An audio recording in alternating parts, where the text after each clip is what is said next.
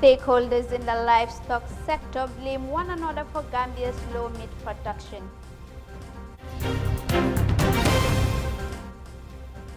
NAM for Banjul South summons Fisheries Minister over what she describes as displeasing and detestful state of fishing in the Gambia.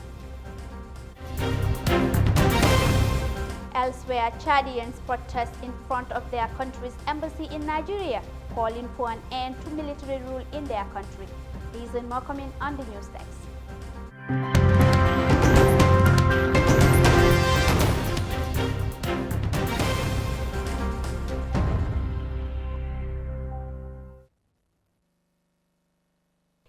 Hello and welcome to the news desk with me, Julden Jaiswara. Many thanks for the pleasure of your company.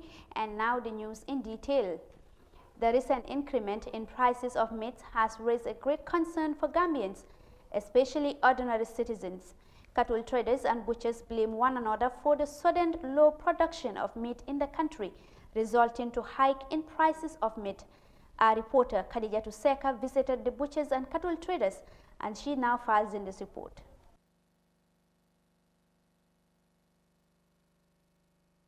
The Gambia remains a predominantly agricultural country as far as employment is concerned. The livestock production sector plays a pivotal role in the country's GDP.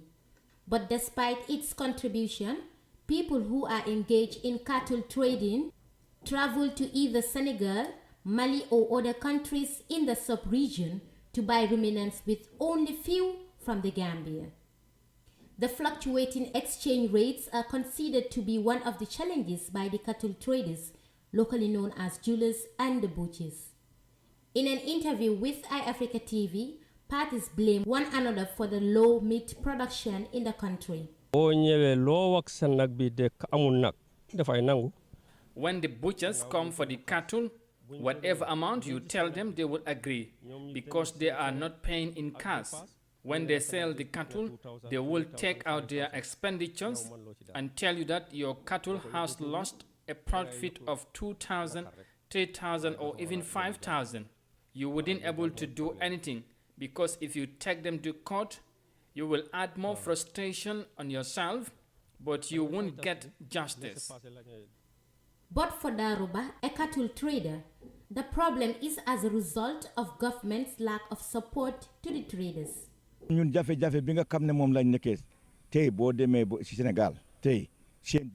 difficulties that we are in today, for instance, when you go to Senegal, their traders work with the government. I said so because the African Development Bank and Agriculture are the ones that use their money and resources to fund their traders. When merchandise is painful, there is likely to be losses. But here, the government would never help the poor. Since last year, they brought money saying it is the traders' money. We have been following it with them since last year, but we are yet to receive anything. This is how they will do until the project money is finished. In response, Yahya Jame, a butcher, explained the reason why they are being accused of not paying their debts in full.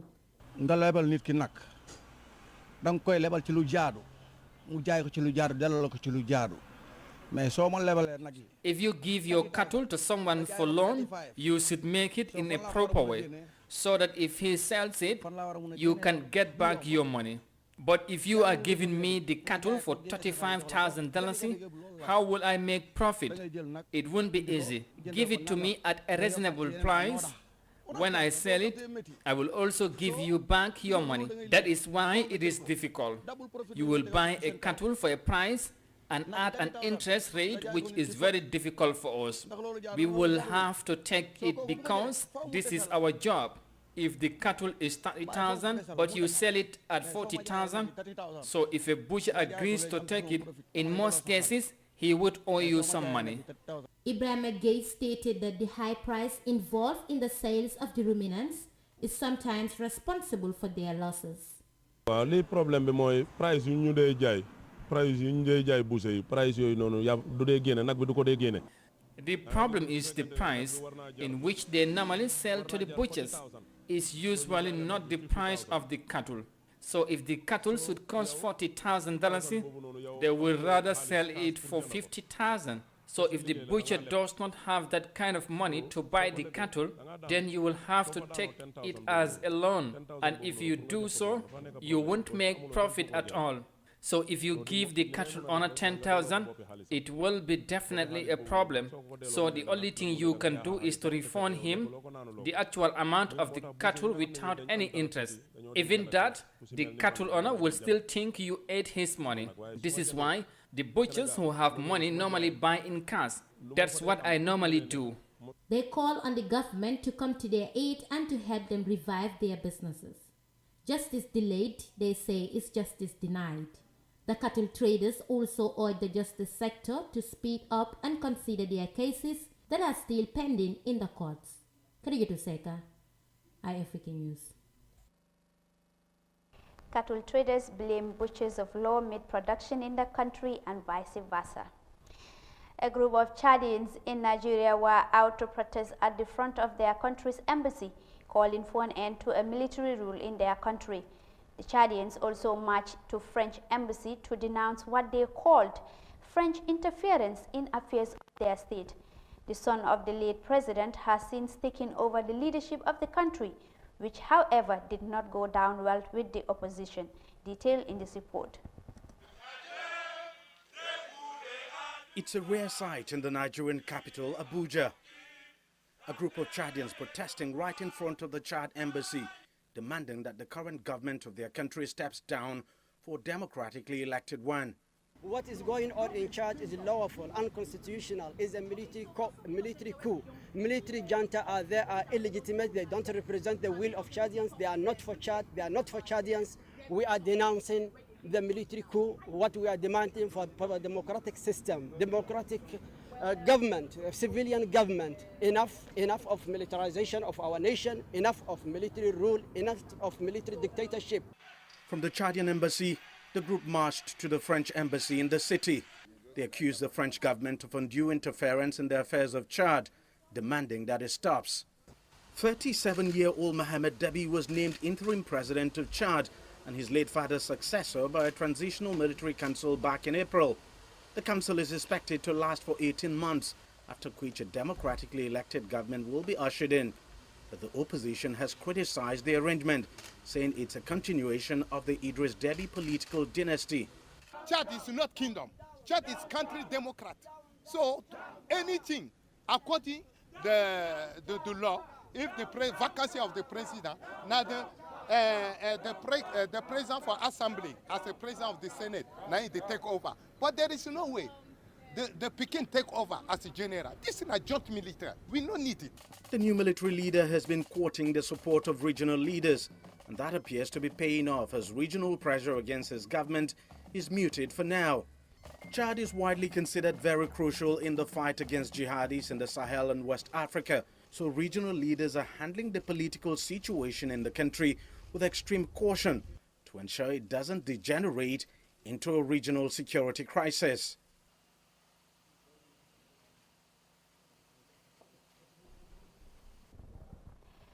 Chadians protest in the Nigerian embassy, in their embassy in Nigeria, rather demanding for an end to military rule in their country. Now, Kofi Annan International Peacekeeping Training Center, in collaboration with the government of Denmark, Monday engaged stakeholders on regional conference on the domestication of atrocity prevention at the state level. The Director of Faculty Affairs and Research at Kofi Annan International Peacekeeping Training Center said, the state and institutions in Africa remain mute over the atrocities committed in the Gambia. Daisise attended the event and she now reports. The conference is geared towards promoting peace and security in the sub-region, as well as building capacities for atrocity prevention. Several atrocities, including right violations, torture, arbitrary arrest and detention, enforced disappearances and killings were allegedly committed under the 22-year rule of Yahya Jammeh. Despite these atrocities, African states and institutions paid a deaf ear to it. In light of this, the Kofi Annan International Peacekeeping Training Center, together with the Denmark government, seeks to promote peace and security across the sub-region, considering the status of human rights in Africa. The Director of Faculty Affairs and Research at Kofi Annan International Peacekeeping Training Center, Professor Annan, said the initiative could not have come at a better time as the people of the Gambia had gone through a lot of atrocities during 2017 political impasse. But there's also a bit of a problem that whilst these atrocities went on in Gambia, with the exception of the European states, the African states and institutions were quiet. So we see your elections in 2017 and the effort at establishing a Truth and Reconciliation Commission as a bold effort at telling yourselves and sending a signal to the rest of African countries. First, that you failed in our hour of need. That we ourselves are willing and prepared as Gambians to confront that history and to say, never again in the history of Gambia will we allow one person to undermine state institutions, threaten communities, abuse individuals, and send a signal to the world that what we have signed on to, we do not respect it. Director Annan said they will engage the most critical institutions, including the IEC and the police, emphasizing that the success of the December 4th election in the Gambia is an important sign that the country can be a leader in the democratic processes. The way the media reports election is also crucial in stabilizing the tensions and the misunderstandings that can arise. So we'll be looking forward to talking to your national organization, possibly creating some training. But I know that prior to December, sometime around October, November, we will be coming back to provide some targeted, training to quite a number of institutions. The success of your elections in December is a crucial indicator that Gambia can still be a leader in democratic processes. Now, you know, and as I know, that almost every election that has taken place in the last 18 months in West Africa has had some difficulties.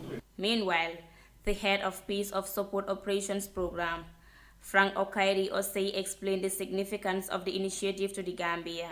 Well, we are hoping that this will open up the space for us to further our engagements with the government of the Gambia in terms of promoting national mechanisms for atrocity prevention. We will continue to engage the leadership of the Gambia in the subsequent months and years coming so that we can find appropriate interventions that we think will bring the dream of never again in terms of the prevention of genocide, war crimes, and crimes against humanity to reality. Elections are one of the root causes of atrocities in many West African states. As a result, Frank hopes that the upcoming December 4th election in the Gambia will be a peaceful one. Major General Francis Oforu, Commandant of the Kofi Annan International Peacekeeping Training Center, said that the findings of the various field studies will be presented at the conference to avail participants and experts the opportunity to make further inputs in making the final country report to reflect the situation on the ground. Kofi Annan International Peacekeeping Training Center commenced its first full annual training and education cycle in March 2004 and has since expanded its curriculum to over 20 different courses. The institution, until the beginning of 2016, has offered over 230 courses in diverse aspects of peace support operation for over 11,000 military, police and civilian personnel from 88 different countries. Reporting for iAfrica News, I am Daisy. Kofi Annan International Peacekeeping Training Center and the government of Denmark said the rest of Africa is still quiet on the atrocities committed in the Gambia. Now, authorities in Zimbabwe are projecting a blooming maize produce in this year's farming season as farmers wrap up their activities. The government is purchasing 1 metric ton of maize at the cent of $370, leaving farmers with good option to sell off the state-owned buyers than private individuals. Authorities have also put an embargo to foreign imports, favoring the local maize farmers. Details in this report. Deliveries of grain are rolling in thick and fast at silos across the country as farmers finish drying their bumper crop. Where we were projecting to have received by now around 100,000, we are well ahead of that. Much ahead of that. As we speak, we are now receiving an average of 7,500 metric tons of maize per day. And as the moisture content keeps on reducing, we are expecting the average deliveries to be as high as 10,000, 12,000 metric tons per day.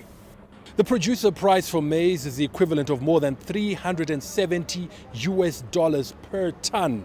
Now, that very good price, combined with quick turnaround in terms of payment disbursement, has seen the majority of farmers opt to fill up these silos instead of selling to private buyers. The state-run Grain Marketing Board will purchase the bulk of what has been grown. The reason why we are purchasing 1.8 million metric tons of maize, it's because Grain Marketing Board is mandated to administer and manage the strategic grain reserve. So the 1.8 million will also include the strategic grain reserve. We are getting the necessary support from Treasury, and so far the deliveries that have taken place, we are on top of the situation. We said we are going to be paying within 1 week, and true to our words, most farmers have been paid within 72 hours to 1 week. Because of the plentiful stocks, grain imports have been banned. It is no longer necessary, and it is also going to be costly if we continue to import a commodity that we have. It is bad economics to worsen our balance of payment support and end up with unnecessary foreign currency challenges. Zimbabwe has spent about $300 million on maize imports over the last 18 months.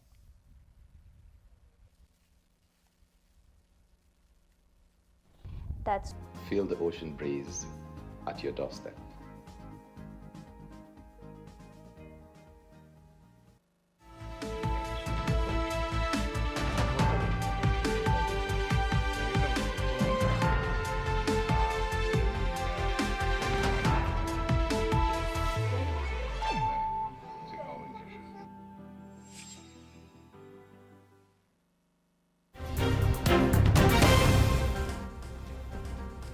Welcome back. If you're just tuning in, this is the news desk on iAfrica TV, and I am Julde Njaisware. Now to the rest of our stories. The National Assembly member for Banjul South, Honorable Tumanjai, has on Monday moved a motion to summon the Minister of Fisheries and Water Resources before lawmakers in Banjul, describing it as a matter of urgency. Tumanjai based her argument on the fact that the state of fishing in the coastline is displeasing and Although the majority of Gambians depend on fish as their main source of meal, this sector continues to face challenges such as illegal and juvenile country. This bad practice, critics say, is having a significant negative impact in terms of losses, leading to poor fishing in Gambia. As a result, the Honorable Member for Banjul South moved a motion to summon the Minister of Fisheries and Water Resources to appear before the lawmakers to explain the state of fisheries in the Gambia. Madam Speaker, I beg to move a motion under Section 53K to summon the Honorable Minister of Fisheries and Water Resources as a matter of urgency to answer to this August House as to the state of the Fisheries Department and to the recent revelations that we have seen, Madam Speaker. According to Tumanjai, when the Minister of Fisheries and Water Resources appeared before the Parliament some time back, he misled them by giving them false information. Seeing the distasteful state of fish lying in our coastlines. And Madam Speaker, if you recall, some time back, I asked the Minister of Fisheries the state of the coastal line and the damage that's being done. And he stood here in front of this August Assembly and blatantly gave us false information that we were following social media. Madam Speaker, it is now time to ask him to come back and tell us the real state, because this is displeasing. And Madam Speaker, we all see the skyrocketing prices of fish in this country, and we've all seen how our citizens are being restricted because they cannot afford the cost of fish. Meanwhile, Madam Speaker, we have seen thousands and thousands of fish. When we woke up this morning, it is in the media and we have seen it, and it's been confirmed that this is happening. So we want the Honorable Minister, as a matter of urgency, to come and clear this. Responding to the motion, Honorable Member for Upper Salum, Alajimbo, suggested that Tumanjai provides evidence to justify rather than merely saying it. Again, as a parliament, I think it's quite important that if we have things like this, we need to have some evidence. Just merely saying that we have seen, I have not seen anything. So I would suggest if the honorable member can provide some documentation or some evidence about this thing, because we cannot just base a motion based on allegation or based on something we don't have. We must be based on facts. At the end of the motion, the majority of the lawmakers agreed for the motion to be passed.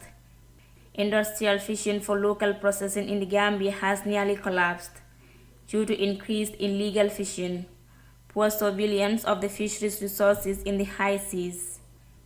However, it is said that 90% of the world's fish are either overfished or fully exploited, and $23 billion worth of seafood is stolen from the sea annually through unreported and unregulated fishing. Reporting for iAfrica News, I am Desise. Honorable Tumanjai summons Fisheries Minister over state of fishing in the Gambia. Now more than 2,000 refugees from DR Congo are living in terrible situation in Uganda, leaving the UN Refugees Agency worried of the situation amid surge in COVID-19 infections in the country. The East African nation is hosting over 1 million refugees from neighboring countries, including South Sudan, DR Congo, Somalia, and Burundi, many of whom could be exposed to growing number of new infections. As health workers deal with the devastating COVID-19 situation, more people, including refugees, are being vaccinated, according to the United Nations Refugee Agency. Detail in this report. The UN Refugee Agency says 2,500 people have crossed the border into Uganda. The refugees are stationed at a transit camp in the western districts of Bundibujo and Toroko. Most of them are in need of temporary relief items like food, blankets, and clean water. But there is fear of a possible spike in COVID-19 cases, since some have already mingled with the local population. UNHCR and its partners are going to provide assistance in line with the SOPs, that is testing of COVID, and putting them in a situation or in quarantine where they are not crowded, observing the spacing that is required. And we would like to applaud the government of Uganda that much as we are in the midst of a pandemic, they have been kind enough to open up and allow asylum seekers to come into the country. Uganda is already home to 1.4 million refugees, mainly from South Sudan, the DR Congo, Burundi, Somalia, and Eritrea, among others. But as the country battles a more serious second wave of the COVID-19 pandemic, the situation is likely to get more complicated as refugee arrivals increase. A new report by the international aid agency World Vision shows that refugees and internally displaced persons face the highest risk of contracting COVID-19. But research carried out in 8 countries, including Uganda, reveals that refugees have been left out in the race for COVID-19 vaccines. Uganda is struggling to inoculate its own population. The country's health systems are overwhelmed by the rising cases of COVID-19, with only 800,000 people inoculated so far. We believe refugees actually face the highest risk of facing COVID-19. So if there's any chance of getting vaccinated, it should be them actually on the top of the list. These are people who live in very confined places, in very small spaces, in their makeshift shelters where they have to pile up. But the UN Refugee Agency says the vaccination program in Uganda includes refugees and citizens. UNHCR says some refugees in priority groups that the government announced have received the jab. As we speak, during the first batch of vaccines that Uganda received, we had 3,905 refugees that received vaccination in the different parts of the country. But as you know, it's voluntary. But however, those who wanted to get vaccinated did receive the vaccines alongside the nationals. Uganda has an open door policy for refugees. The country allows asylum seekers to move freely, work, go to school, and access health care services like any Ugandan citizen. We have come to the end of the news desk. For more of these and others, join us in our subsequent news bulletin. Many thanks indeed for the pleasure of your company, and do have a nice day. Bye-bye.